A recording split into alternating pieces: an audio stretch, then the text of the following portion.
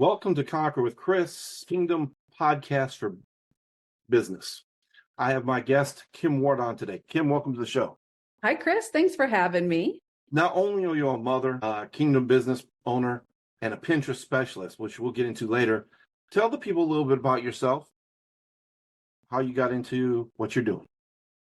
Crazy story, actually. I'll make this one quick. So I came from the corporate background. I was in the medical field. And in 2014, I was 8 months pregnant with my third and my final child. And just 3 days after Christmas, I had lost my mom. She took her own life. And my husband, who was a lieutenant with fire rescue at that point, something snapped inside of me. And I remember looking at him in that moment and really, truly understanding that time is our most precious commodity. And I said to him, once this baby is born, I'm not going back to work. I'm not going to pay someone else to raise my child. And I didn't. I set a goal that she would be home with us. And Chris, she's going to be 9 years old next month. And she has never, ever had a babysitter. She's never been with daycare. And we really achieved that goal. So I'm super proud of that. Not only that, but she's a business partner. She is. I was just telling you, I taught her how to do Pinterest. And she's got her little desk in my office. She's got her little tablet, and she helps me pin quite effectively, I might add. So if you don't think you can do Pinterest, a child can do Pinterest. We'll get into that later. Kim is I've had the pleasure of having her as a coach.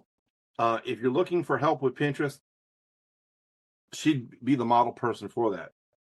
So Kim, you said one of your favorite scriptures as far as business mentality is putting on the whole armor of God, Ephesians 6:11. You may be able to stand firm against the tactics of the devil. And let me tell you, another scripture verse is, small foxes spoil the vine. The devil's in the details. That's where we get that from. The small foxes, because they can't get up high where the vine goes up. So the devil's in the details. So what are some of the characteristics that you think are important for entrepreneurs to become successful? Gosh, what a great question.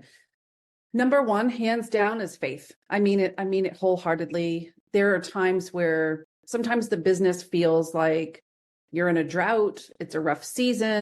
And moments like that, we tend to clench and want to take control of the wheel. And I can tell you, Chris, every single time I'm in that situation and I breathe, I pray, I get back in the word, it always, always, always works out with something I never saw coming. So faith is just so important as an entrepreneur. Number two, I would say organization. I think it's incredibly important that when we try to build our kingdom business, when we have our family, when we have things outside of the business, it feels hard to balance the time. And everyone's out there trying to create this balance. And I will tell you, the moment you learn how to organize what needs to get done and do it effectively, you don't have to work as much or as hard as you're doing. So I've learned how to blend my life together. So yes, I do have my phone everywhere, but my family, my husband, my church time, I still have moments where my phone is off and I'm not plugged in. So I think that's very, very important. And then number three, I would say patience, but it goes kind of tied back to number one. Patience is, I don't want to be virtue, right? So cliche. But again, that's us taking control and trying to step outside of his design for us. And we can't do that. That's when your whole train will derail. Trust me. Well, this funny is I heard a preacher say recently is that the reason why things are delayed is for your formation. Because for example, if you gave your daughter the keys to your car right now, she'd probably crash it. Oh, yeah. So the thing is, God doesn't allow us to have some things because we'd crash our lives and we'd destroy our lives. I want to go back you said faith. And one of my favorite scriptures is the just shall live by faith. And that means the righteous, the person who is trying to do right? So as a business owner, we've all learned that the best way to run a business is to serve others. And that's being righteous. That's being correct thinking. It's being just. And you can't help other people any more than you can't want it for them more than they want it for themselves. That's one of the things is like sometimes the business owner, you want to help someone and the other person can't get out of their own way. Yeah. And at the end of the day, it's funny because faith produces patience. It's Because at the end of the day is you can't develop any faster. That's right. Or make something happen, right? You can't force it. You're right. If you force something, it's not going to be genuine. Nope. And that's one of the things I learned is like I did 54 episodes of this podcast, and something was not quite on point. And it was the fact I wasn't doing the other side of my life, the kingdom-based side. I'm a pastor, I'm a teacher, so of the word. And I was trying to share success principles. And what happens is there's a part of you missing. And so you're only giving half yourself to your audience. And so now that we're on track, we can give our full selves to the audience. So faith, organization, you see, watch this. It takes faith to be organized because see, if you don't have your stuff together, then at the end of the day is it's going to be everywhere. And you're not going to be talking, we have the saying in sales, if you're for everybody, you're for nobody. And so when you're not organized, you're not all together and you're not giving them the full version of yourself. And that's one of the struggles we have as faith-based entrepreneurs. Patience produces a good thing, right? It produces something that gives you great value. And so you can't shortcut 99. I'm thinking about Thomas Edison now, who took and made 10,000 light bulbs, only one of them worked. He would argue that he found out 9,999 of them didn't work, which helped him create the one that did. So those are all great characteristics. Now, how do you apply that? How do you apply that in your own business? We were talking before that you had a business and you lost money because one of your streams of income just totally shut down. So how do you deal with that? That's a good question. How do you deal with that when either you don't have income and you need it, but you got to be patient? Oh, or it's the hardest time. Or you have income and all of a sudden it's gone. Yeah. Right. I feel them both right here in my soul. So how do you deal with that? Because we've been doing these podcasts and we have not necessarily seen the income we were expecting, but yet we keep doing the podcast because we're still refining our blade, right? We're being patient because we don't think we've quite hit the mark yet. So you've had both sides. So I want to hear that. I love this question so much. I will tell you, when I was like ready to drop to my knees out of desperation because I had a very, very large amount of money just gone overnight. One of the companies that I was kind of moonlighting for decided to just go overnight. And I sat here going, I have no idea what I'm going to do.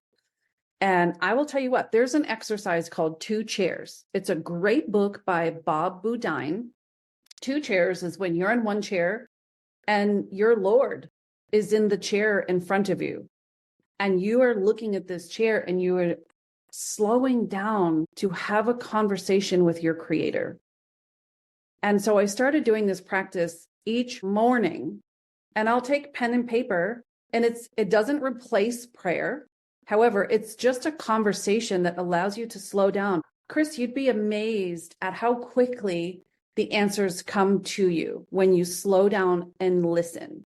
And so I remember writing on paper one time as I'm speaking with Jesus, right? He's here, he's in the chair, he's listening, he's attentive, but I'm writing it down so that my brain can kind of follow along. And my question was like, what am I going to do?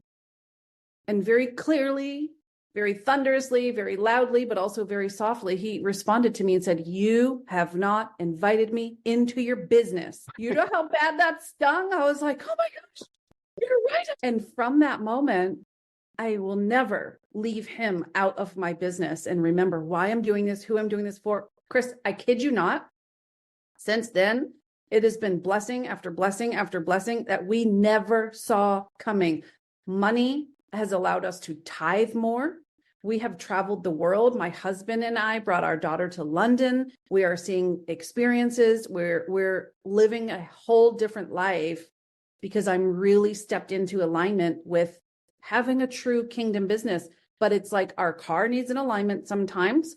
So does our faith. So does our attitude. And so sitting down with a 2 chairs exercise each morning will realign you and slow you down. Let me help the people who might be joining us and say, is there a scripture to help with that? Malachi 3:16 is one of my favorite scriptures. Of course, most of them are my favorite. Then those who feared the Lord spoke to one another, and the Lord listened and heard them. So a book of remembrance was written before him for those who feared the Lord and who meditate on his name. And I thought that was interesting because most people say, well, that's not really prayer. No, that was prayer because they feared God. And so when you fear God, you're in awe of God. You share things. Even this podcast we're doing, God may be writing this down in heaven. This is funny. It's like we don't consider it prayer, but because we fear God, we have love for the Lord, and we want to help people. What we have to say is important even to God. And so the thing is like he's taking these opportunities to refine us. He's taking these opportunities to make us better. He's taking these opportunities to just remind us that he deserves the throne, right? Sometimes at church, if I'm visiting a church, I'll be like, can we get one of those big, nice chairs up at the front, put it in the place of the pulpit and just sit it there? Because this is a gathering for one. We're here for one person and one person only, and that's Jesus. And sometimes we forget that in all the, excuse what I'm getting ready to say, business of church. There's a business side to the church, and that's just how it is. They've got to take care of bills just like we as people have to take care of bills. But at the end of the day is even our personal lives is a worship unto God. Our business lives is a worship unto God. So I think that's a great idea, the 2 chairs, putting 2 chairs down and saying, God, how, and having a conversation with God, because at the end of the day, that's really truly prayer is, God, what am I doing? How can I get better at this? How can I make this better for others? Because making good for me doesn't really much matter, because if I'm a business owner, I make this good for them so they see the value and buy into what I'm selling. And when you're building a kingdom business, many of us entrepreneurs, we're not fulfilled if we build it for us anyway. That's so true, because we have a heart of a servant. At the end of the day, we're really there to serve. We do it for free if we get away with it. I mean, yep. But we realize that attaching value to something makes it important to someone else. Zig Ziglar always said, if you give enough away to everyone else, you'll get what you want. Organization and patience. My mom always used to tell me, you need to pray for patience and you'll get tribulation. I said, that's why I never pray for patience. But now as I got older, I said, I need a lot of patience because I'm not very patient. But right. So all that great characteristic, all the great scriptures and all the great things you do. Now let's talk about how you practice that inside of Pinterest. So what are a few things people can do to make up their Pinterest game?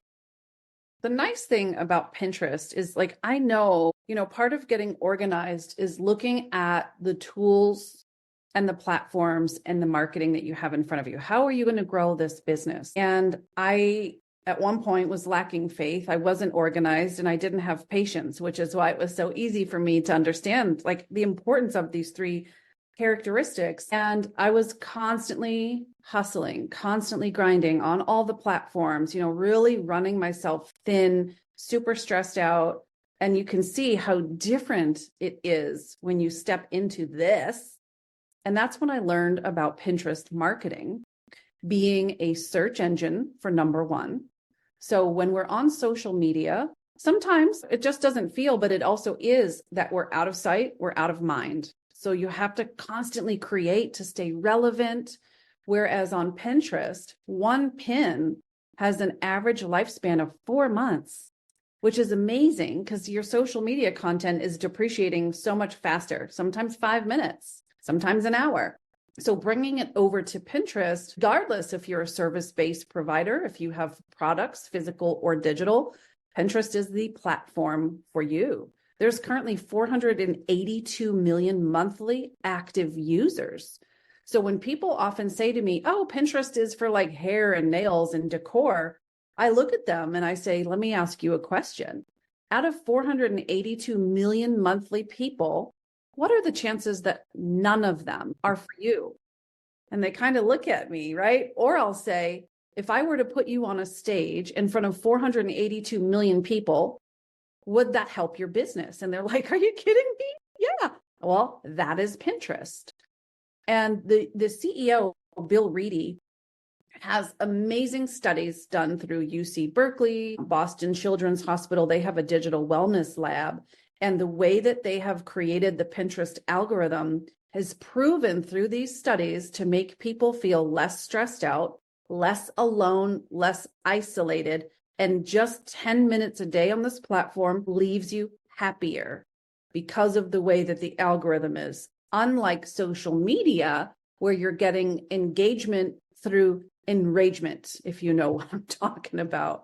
Let me jump in here real quick. I just pulled this up, and this is good for the viewers. You said Pinterest has 482 active monthly users compared to, when we talk about blue oceans and red oceans, 3.05 roughly billion monthly active users on Facebook and 8 billion on YouTube. Those are the two big ones, right?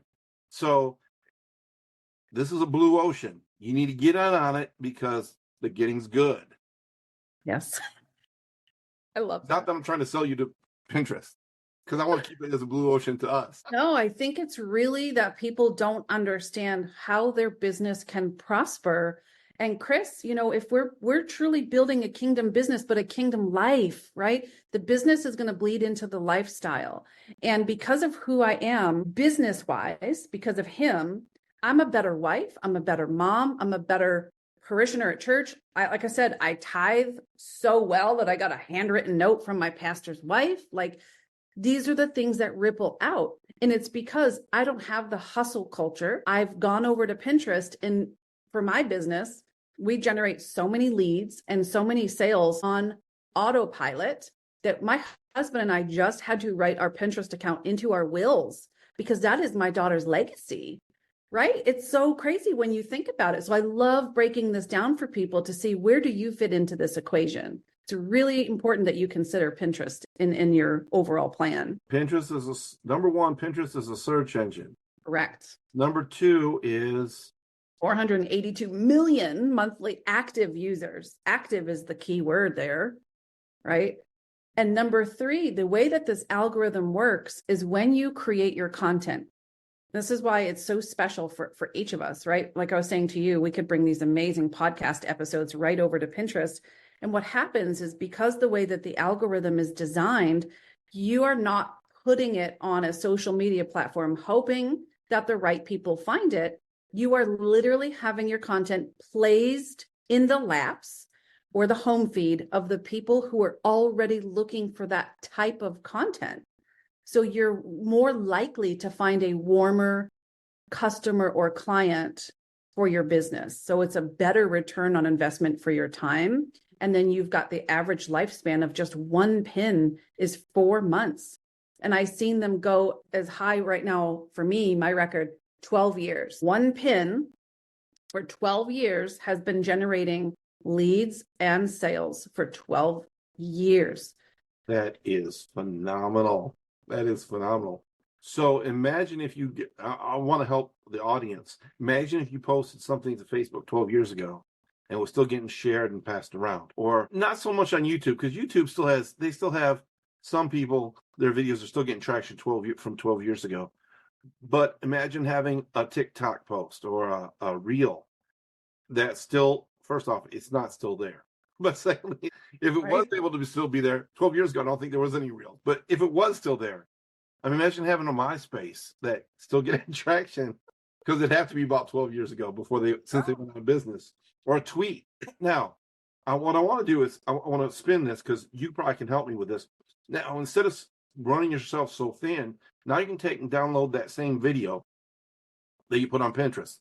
And it's a 60 to 90-second video. You can upload it to LinkedIn, TikTok, whatever the case may be. And now you're getting multiple uses out of it. And you can have it just go back to your Pinterest account, or you can have it go somewhere else. Tell the people a little bit about that. How does that work in favor for them? Because now I they're not love- short, because not creating all this content. It's the same content, just repurposed on different. Absolutely. Absolutely. I just had a client last year, so 2023. Her name is Summer. She had a $50,000 day from a short video after my training. So the video is about 45 seconds long. She booked 2 sales calls from that, and she sold 2 back-to-back $25,000 programs. It was amazing.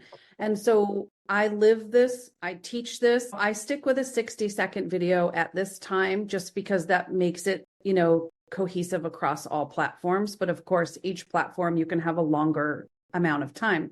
So if you stick with a 60-second video where you're coming in with a hook, right, which is either like a question or a statement to get the attention of whoever you're looking to market to, give them some really good value, and have a strong call to action. With one 60-second video, you should be uploading that to Pinterest, and I can go into why. I put that on Facebook Reels, and from my reel, I share it to Facebook Stories, and then maybe into a relevant group or 2. So that, if you're counting Facebook, Reel, Pinterest, Story, a group or 2, that's already 5 different places. If you have a personal profile on Facebook and a business page, you can upload that as a reel on both of those profiles. Now we can put it on Instagram Reels, share that Instagram reel to your Instagram stories.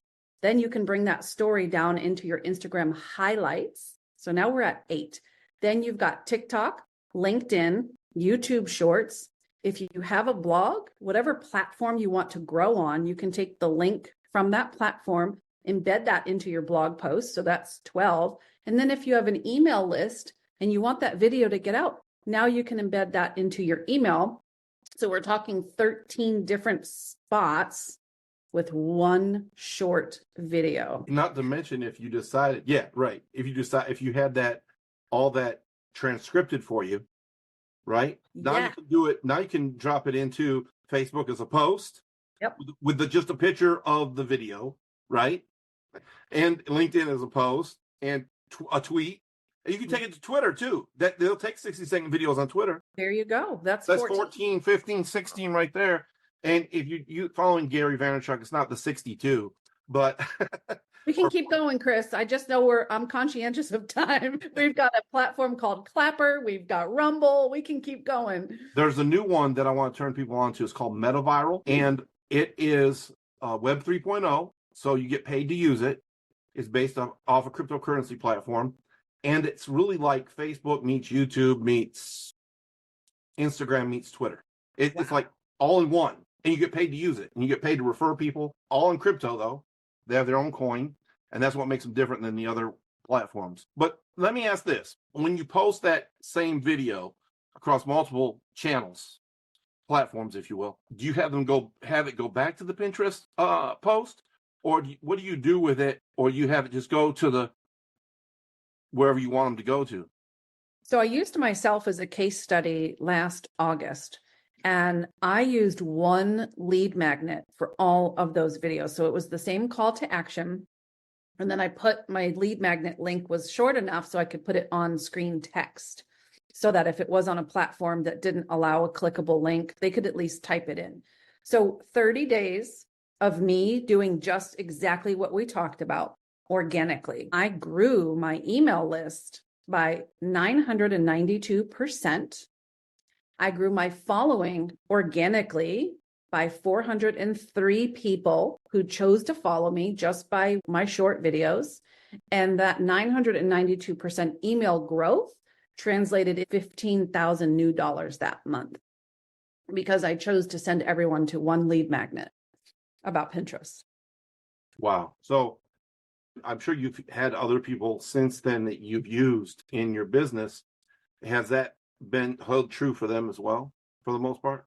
Yes. As a matter of fact, I created a free business tracker. I'm more than happy to give you that link too, if you want to use it or share it with your audience. It's just a Google sheet, a Google Excel sheet. And what you can do is just really this very simple process. And I've laid it out so it's 52 weeks. And you can go in each week and document what are your followers, what are your email subscribers on each of those platforms. And the formula is already provided. It will automatically calculate that so you can see your own growth week after week. Really, really cool. So I have all of my clients do that, and lots of fun, lots of success. It's eye-opening because it's easier to run your business off of data, not emotion. And that's what we're doing here. Yes. You're a Pinterest first rule. Yes, I do. And you say it's just a visual search engine. It is. It tracks. So I guess that would marry very well to the video search engine that's YouTube. 100%. And let me just speak to that real quick. Last year, Pinterest dissolved something they had called Pinterest TV. That was their live, if you will. You had to get approved for it. You had to put yourself in the calendar, and then you could go live on Pinterest. Not everybody was approved. So they chose to do away with that because they saw how well short video was performing all over the place. So that ceased to exist. And what they said is, we're going to give so much love and so much emphasis to our video creators. So now when you are uploading your videos to Pinterest, you are going to see so much faster growth because it is instant in the algorithm. Whereas when you create a static pin, people get frustrated because it can take up to 90 days for that pin to hit that peak in the algorithm. So they still have somewhat of an instant gratification mentality coming over from social media. So being that YouTube is a search engine, Pinterest is a search engine, they're both like this with Google. Use those three, you are going to dominate the search engine when it comes to your niche, your keywords, how you're talking to people. So now whether someone searches you on YouTube or Google or Pinterest, there you are. It's a kingdom buffet. Kingdom business buffet. Best way to grow. I see that being the name of this podcast. What? Kingdom business buffet. Yes. So what would you like to leave the people with as we get ready to close down? You know what I like to say, and I really mean this wholeheartedly, from the moment you were put into your mother's womb, you were the exact puzzle piece that this world needed. He wouldn't have created you if that weren't the case. So you have either a product, you have a service, you have something that helps other people have their transformation. And when you choose not to show up, you are robbing them from a transformation that only you can help them have. And I know you're not okay with that. So just keep in mind, you were created in His greatness, and you cannot be a success and a secret at the same time. So there you have it. Yes, that's a great one. I love it. Like I heard someone say recently, you are the solution to someone's problem. Yes. You're created to solve someone's problem. Like she said, you can't help them solve their problem if they don't know who you are. Well, folks, hit the like, share, and subscribe button. This has been another wonderful episode of Conquer with Chris. It was great to have Kim on. Kim, how can they find you? Thank you so much for having me. This is awesome. You can go to successwithkimward.com and you'll find me everywhere. Once again, this is Chris Collier with Conquer with Chris. Y'all have a great day.